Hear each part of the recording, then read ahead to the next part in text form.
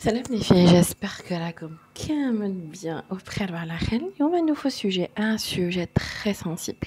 Nous allons parler d'un syndrome du choc toxique lié aux règles. Eh oui, donc et je vais vous expliquer كل حاجة. Le syndrome de choc toxique, c'est une maladie infectieuse. Elle peut être due à une mauvaise utilisation des tampons ou des coupes menstruelles. Donc en ce moment, nous en Algérie, on n'a pas les coupes menstruelles encore commercialisées un peu partout.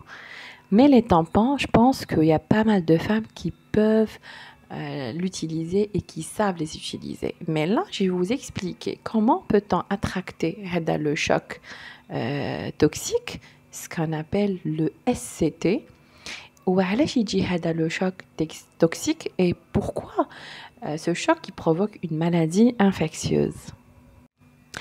Alors, le syndrome du choc toxique, il est lié à la présence d'une bactérie. Donc, le Staphylococcus aureus ou le staphylocoque doré, c'est lui qui provoque l'infection bactérienne. Le microbiote vaginal de certaines femmes. Donc, les femmes atteintes d'un choc ou syndrome du choc toxique, elles ont déjà un portage de Staph aureus. La bactérie, elle est présente dans un ou le corps camel. On a le nez, c'est nasopharyngé. On a l'aureus le nez, la gorge, la peau et parfois le vagin. Donc, il y a certaines femmes qui ont un portage vaginal de Staph aureus. Et ce portage, il est normal. Mais si jamais le microbiote vaginal il est déséquilibré, systématiquement, le Staphylococcus aureus ou autres bactéries vont prendre le dessus et s'attaquer à l'organisme. Voilà, on a le Staph aureus chez certaines femmes, le microbiote vaginal taha.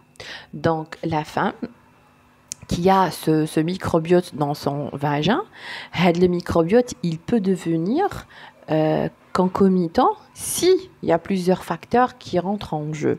Donc la femme, elle doit abriter dans son vagin un staphylocoque doré producteur d'une toxine particulière appelée le TTS, le TSST1. Environ 1% d'hommes ont le portage. Donc elle doit avoir ses règles et avoir gardé une protection hygiénique intravaginale trop longtemps. C'est ce qui a fait que le tampon il a pourri à l'intérieur et ça a proliféré. Donc, et c'était un nid pour que le Staphylococcus aureus prolifère et prenne le dessus. Et la cause, c'est que seulement dans ce cas que la bactérie elle va se retrouver bloquée dans le vagin sans pouvoir être évacuée. Donc elle s'y multiplie parce qu'on lui a donné les conditions favorables pour qu'elle se multiplie. Donc quand le staphylocoque doré atteint une concentration importante, il libère avec la toxine TSST1. La toxine à l'origine du syndrome, tu as le choc toxique et passe alors dans le sang, donc provoque ce qu'on appelle un choc et des lésions dans certains organes. Donc la patiente, sans qu'elle le sache, elle va développer une septicémie. Et si jamais on ne découvre pas la septicémie, certains organes seront touchés, qui le foie, les poumons, les reins, parfois c'est articulaire, parfois c'est d'autres organes qui seront touchés. Voilà. Alors, l'objectif de cette vidéo, c'est pas de bannir les protections hygiéniques intravaginales, mais faire en sorte qu'ils soient mieux utilisés. Quand je vais utiliser un tampon ou un cup menstruel, je ne dois pas l'oublier à l'intérieur du vagin jusqu'à ce que ça pourrisse. D'accord? Donc, je nous remets les symptômes. Alors, le choc toxique, il commence au moment où il y a une hypotension, une tension très basse. Donc, les symptômes cliniques principaux peuvent être ceux de la grippe avec la fièvre, des maux de tête, des douleurs musculaires, soit ceux de la gastro-entérite avec des diarrhées, vomissements et également de la fièvre. Si jamais une femme présente des manifestations cliniques alors qu'elle porte un tampon ou une coupe menstruelle, la première chose à faire, c'est de retirer ce qu'elle a dans le vagin, puis aller consulter en urgence si les symptômes persistent. Dans ce cas très rare, un SCT peut être mené à l'amputation. Donc, le cas d'un mannequin, oui, elle a été amputée d'une première jambe, ou elle a été amputée d'une seconde jambe. Pourquoi? Parce que la bactérie, elle a proliféré et elle a développé une résistance aux antibiotiques.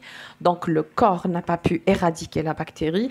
Et dans ce cas, eh ben, ça l'a emmené à l'amputation. Voilà, parce que la septicémie a fait que le portage qu'elle avait a pris le dessus.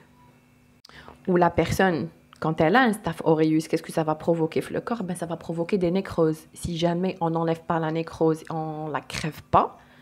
Et si jamais on n'arrive pas à avoir un traitement adéquat, eh ben, certaines parties du corps vont nécroser. Et puis, la personne, systématiquement, elle va décéder. Alors, les précautions à prendre, c'est d'éviter d'utiliser les tampons. Si vous avez déjà reçu un diagnostic de choc toxique de Staph aureus menstruel, ben, il faut éviter d'utiliser les tampons, utiliser des serviettes ordinaires. Lavez-vous les mains au savon avant d'insérer ou technique avant de retirer les tampons ou là la coupe menstruelle. Pourquoi? Parce que le vagin, il est systématiquement stérile et il compte le rester. Si jamais vous utilisez des tampons, eh ben, il faut les changer de 4 à 8 heures et éviter d'emporter la nuit. Utilisez un tampon que pendant une première partie de la journée, parce que le sommeil, les heures du sommeil sont beaucoup plus prolongées. Parfois, la personne, elle dort au-delà de 8 heures. Voilà.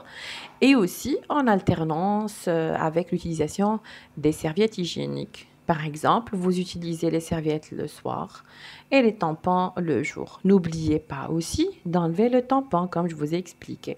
Attendez le début de vos règles avant d'utiliser un tampon. Évitez d'utiliser un tampon par mesure de précaution lorsque vous vous attendez à être menstrué d'une journée à une autre pour absorber d'autres types de pertes. Donc, il faut éviter. Utilisez des tampons donc ayant un pouvoir absorbant minimal nécessaire pour répondre à vos besoins personnels. Donc le risque de contracter un SCT, eh ben, il est plus élevé avec des tampons très absorbants. Pourquoi? Parce que ça dure plus longtemps, on peut les garder plus longtemps et on risque de les oublier. Donc voilà, Valou, c'était la vidéo Talium. Laissez-moi vos questions parce que le thème, il est très très important. Je vous dis à très bientôt. Bi'idnillah. Au revoir les filles.